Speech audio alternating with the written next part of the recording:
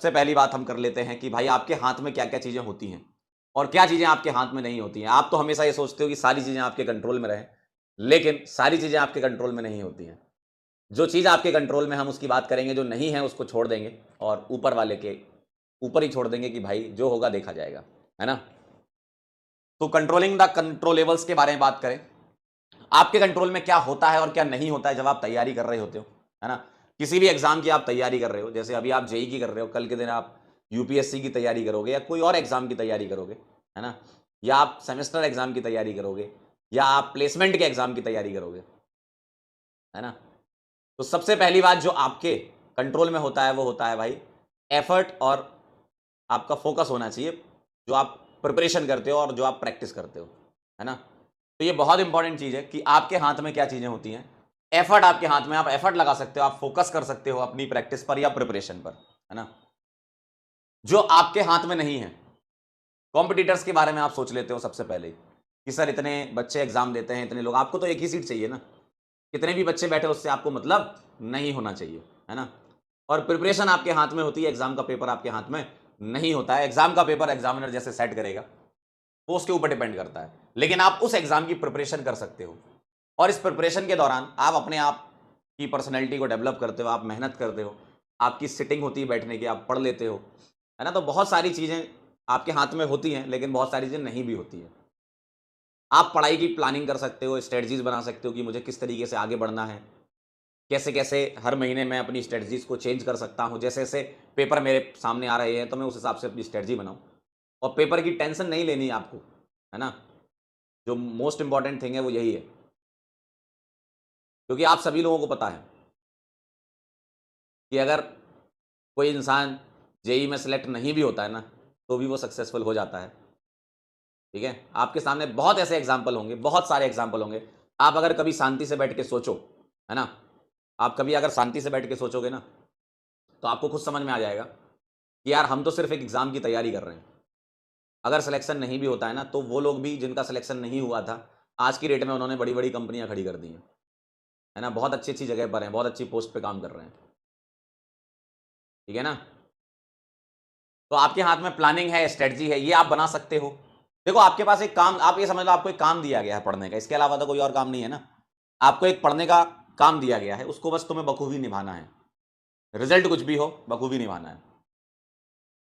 और लोगों के ओपिनियन से तुम्हें मतलब नहीं होना चाहिए। लोग तो कुछ भी कहते हैं, सबके बारे में कुछ कहते हैं, है ना? जिस दिन आपने अपने अंदर ये टैलेंट डेवलप कर लिया कि कोई कुछ भी कहे मुझे फ़र्क नहीं पड़ता, मैं अपना काम करता रहूँगा, और अगर आपने ये सोच लिया तो आपको सच में कोई नहीं हरा सकता भाई। देखो इंसान, देखो बाकी लोगों का ओपिनियन कब सक्सेसफुल हो जाता है, जब हम उसकी टेंशन लेने लगते हैं। यही तो वो चाहते हैं, यही तो वो चाहते हैं कि तुम टेंशन लो, और अगर तुमने टेंशन लेना बंद कर दी तो उनको ऐसा लगेगा कि यार इसको तो फर्क ही नहीं पड़ रहा, मैं तो अपना ओपिनियन दिए जा रहा हूँ, इसको फर्क ही नहीं पड़ रहा भाई। तो ये बहुत अच्छी चीज है कि अगर तुम्हें फर्क नहीं पड़ता है ना और लोगों के ओपिनियन से, देखो तुम्हारी लाइफ है, तुम्हें अपनी लाइफ अपने हिसाब से जीना है, और अभी तो स्टार्टिंग है यार, तुम लोग की एज क्या ही है अभी। लेकिन जैसे जैसे आगे बढ़ते जाओगे, ऐसा नहीं है कि चैलेंजेस नहीं आएंगे लाइफ में, बहुत सारे चैलेंजेस आएंगे लाइफ में। बस उन्हीं चैलेंजेस को पार करना है, अपनी स्थिति को कंट्रोल करते हुए, मानसिक संतुलन बिठाते हुए कि यार मुझे फ़र्क नहीं पड़ता कोई क्या सोचेगा, लेकिन मैं जो भी करूँगा बहुत अच्छा करूँगा, ज़िंदगी में बहुत अच्छा करूँगा। अगर ये आप डेली सुबह उठ के शीशे के सामने खड़े होके बोलते हो ना, कोई नहीं हरा सकता, ठीक है? और जो भी आपके हाथ में है उसकी आपको रिस्पॉन्सिबिलिटी लेनी होगी, है ना? जो भी आपके हाथ में, प्रिपरेशन आपके हाथ में, एफर्ट लगाना आपके हाथ में, तो ये रिस्पॉन्सिबिलिटी लो, टाइम खराब मत करो। आप लोग जो इधर-उधर बहुत ज़्यादा समय खराब कर देते हो ना, यही कारण होता है आपके लिए कि आप फिर टेंशन में आने लगते हो। तो समय खराब नहीं करना है, ठीक?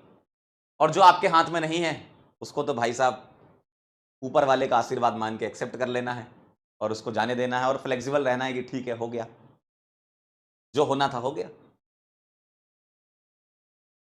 ठीक? तो बहुत ज़्यादा आपको चिंता का विषय नहीं है, ठीक है? हम एक एग्ज़ाम की तैयारी करते हैं, हम अपनी तरफ से पूरा एफर्ट मारते हैं, है ना? हम अपनी तरफ से पूरा एफर्ट मारते हैं, यही एफर्ट तो लगाना है आपको। ऊपर वाला भी जब ऊपर से देखे तो उसको लगे कि यार बहुत एफर्ट मार रहा है, इसको कुछ ना कुछ देते हैं। ज़रूरी नहीं है कि वो तुम्हें आईआईटी दे, वो तुम्हें एनआईटी भी दे सकता है। ज़रूरी नहीं है कि वो तुम्हें एनआईटी ही दे, वो तुम्हें कुछ अच्छा कॉलेज दे सकता है। ज़रूरी नहीं है कि वो तुम्हें कॉलेज में ही तुम्हारा टैलेंट देंगे, है ना? तुम बिना कॉलेज के भी बहुत अच्छा कर सकते हो। बहुत सारे एग्ज़ाम्पल हैं यार ऐसे, और ये बातें मैं ऐसे हवा में नहीं कर रहा हूँ, बहुत एग्ज़ाम्पल तुम खुद ही देख लो। तुम खुद सोचो, तुम खुद फैसला करो। तुम्हारे आस-पास इतने एग्ज़ाम्पल होंगे कि जो बच्चा पढ़ता नहीं था, वो आज बहुत अच्छी जगह है। जो बच्चा 12वीं फेल हो गया था, वो कलेक्टर बन गया। तो आपके सामने इतने सारे एग्ज़ाम्पल हैं, इसका मतलब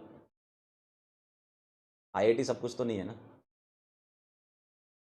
ठीक है, हम प्रयास करेंगे।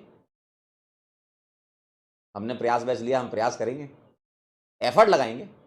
एफर्ट में कमी नहीं होनी चाहिए आपकी, है ना? एफर्ट में कमी नहीं होनी चाहिए।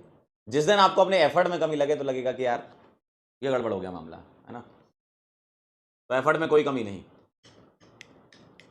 पूरा एफर्ट लगाएँगे, दम लगाएँगे, जो होगा देखा जाएगा।